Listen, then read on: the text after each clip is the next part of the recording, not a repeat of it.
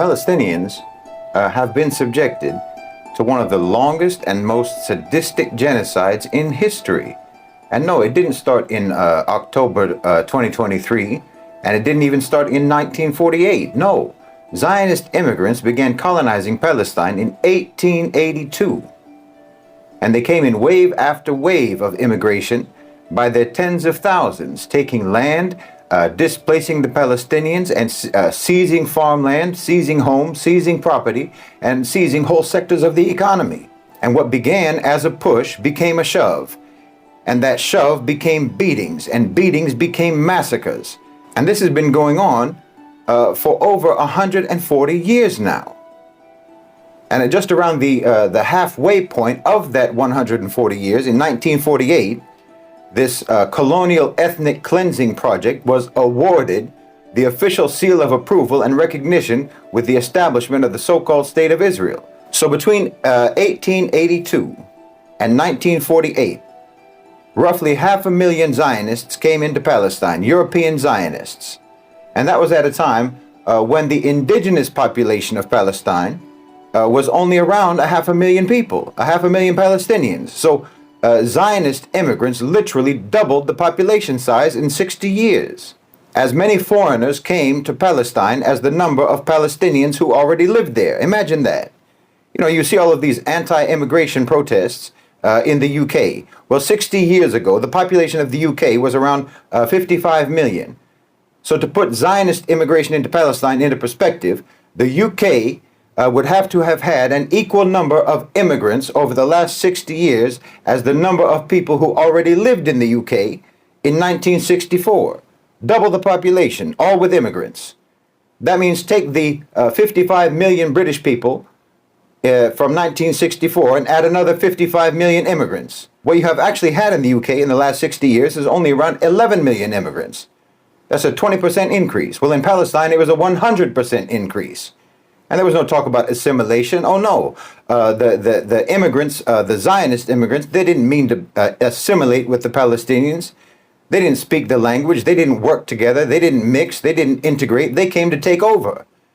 They came to conquer Palestine. They didn't come to try to get along. You know, these anti-immigrant protesters in the UK are talking about how supposedly immigrants are taking our jobs. They're talking about how our culture is disappearing, our country is losing its identity, and so on.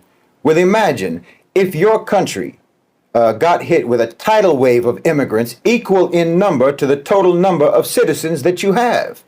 And that deluge of foreigners entering your country not only take your jobs, but take your homes, take your land, and they take your whole economy, and they completely shut you out. And then they literally start committing pogroms against your own people in towns, in villages, and so forth, and they take over your agriculture, they take over all your industry, and they start saying that there's no such thing as British people. There's no such thing as English people. Let them all go to Dover. Let the English people all go to Amsterdam. They can go there. They're all white people. They can all be together. And so they drive you out of London. First, they drive you out of London. They drive you out of Manchester. You know, they drive you out of every port city, every financial and business center of the UK.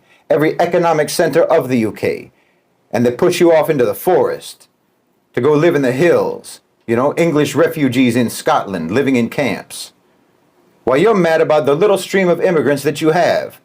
And you raise hell over any time some individual immigrant commits a crime. While the rest of them, as you know perfectly well, they do everything possible to try to assimilate and try to integrate and try to contribute to your economy and to your society. Meanwhile, the Zionist immigrants into Palestine committed organized, systematic, brutal mass violence against the Palestinians. And you people who think it's wrong for foreigners to come into your country, even in comparatively small numbers, you absolutely flooded Palestine with immigrants. With violent, hostile, aggressive immigrants, decade after decade after decade for 140 years. So you tell me, what do you think that English people would do? Look at how they act now. If you want to know the immigration issue that the Palestinians were subjected to, well, you'd have to take your immigration issue and double it. Then double it again. Then double it again. And yes, double it even one more time after that And then imagine that you have 55 million immigrants in the UK who are armed, who are hostile, and who deny that you even exist or have a right to exist. And you tell me, what do you think that the English would do in that situation? Oh, and then let's say, after you've driven them out, after they've driven you out of London, in fact, they've driven you out of England, and you're just eking out an existence in Wales in refugee camps somewhere. And then the immigrants who came to your country, they decide to start a straight up genocide, and they kill over 1 million of you in 9 months. Well, that's the equivalent of what's happening now. You know, you lose your minds over a comparatively minor number of immigrants coming into your country. Immigrants that you need anyway, if you want your economy to function at all. But you feel overwhelmed by these immigrants coming into your country.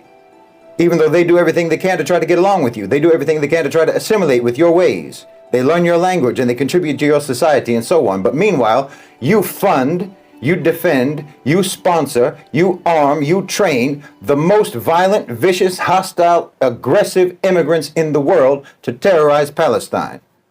You're supporting a genocide by immigrants against the Palestinians, while at the same time you're rioting in your own country because you feel that your immigrants over there might get a job instead of you. Honestly, wallahi, you exist in a state of zero moral gravity.